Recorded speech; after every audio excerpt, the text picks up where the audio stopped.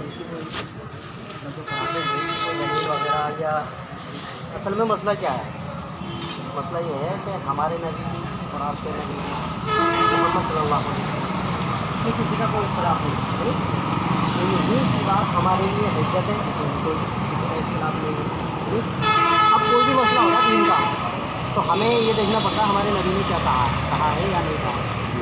तो अब मुझे यही पूछना था, अगर ये वाकई में दीन का काम है कुरान खानी वगैरह, तो जाहिर सी बात है सबसे पहले तो अल्लाह के रसूल ने कराया हो, सहाबाए किराम ने कराया हो, ताबईन ने कराया हो, तबा ताबईन ने कराया हो, यानी खैरुल कुरून में से किसी ने कराया हो, तो फिर हम करते हुए अच्छे लगते हैं।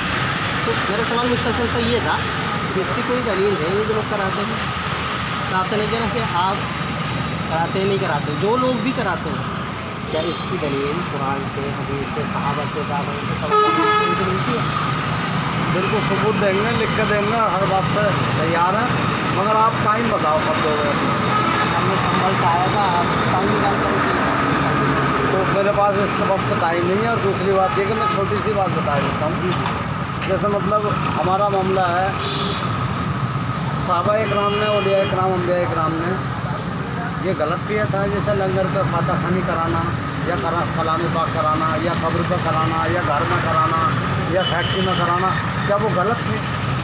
हमें अब ये भी तो पता चले सहाबाए किराम ने भी कराया था या नहीं कराया था, बस वो ये गलत थे। नहीं अब मैं कैसे मानूँ कि सहाबा ने तो बताया होगा औलिया किराम को, अंबिया किराम को या मौलवियों को।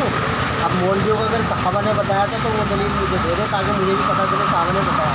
कोई दलील तो मैंने यूँ नहीं ली ना, मैं तो इसी इसमें पैदा हुआ, ये सिस्टम होता हुआ आया था, जो जायज़ सिस्टम है तो वो सिस्टम में करता हुआ आया। आप मुझे टाइम देंगे, मैं लिख के दे दूँगा। जी लिख के दे दें। हाँ। अब असल में देखें मौलाना, अगर इसकी बात करते हैं कि हमारे यहाँ तो होता हुआ आया, इसलिए मुझे बता हराम काम के लिए नहीं करी हूँ अब मैं, सुने। जायज़ काम के लिए बोलो। मैं बता रहा हूँ मेरी नानी जो है ना, मेरी नानी खाट के चारों पायों को पूछती थी। तो ये तुम्हारे यहाँ होगा ये काम? पुरानी रस्में थी ना हमारे यहाँ हुआ ना ये। पढ़े लिखे लोग होते नहीं थे, इतनी मालूमात होती नहीं थी, वो कुछ भी कर लिया करते थे।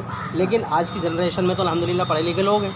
तो मतलब ये ख्वाजा गरीब नवाज भी पढ़े लिखे ना थे, हाँ। साबिर साहब भी, निजामुद्दीन भी पढ़े हुए नहीं हाँ, थे। तो अब ये तो पता चले कि इन्होंने लंगर क्यों लुटवाया, क्यों कुरान पाक पढ़वाया, क्यों फाता खानी कराई, क्यों 11वीं या 12वीं बनवाई या क्यों छठी बनवाई। अब असल में मसला वही आ गया, हमारे लिए कुरान या हदीस हुज्जत होती है, यानी अल्लाह के रसूल सल्लल्लाहु अलैहि वसल्लम या अल्लाह का फरमान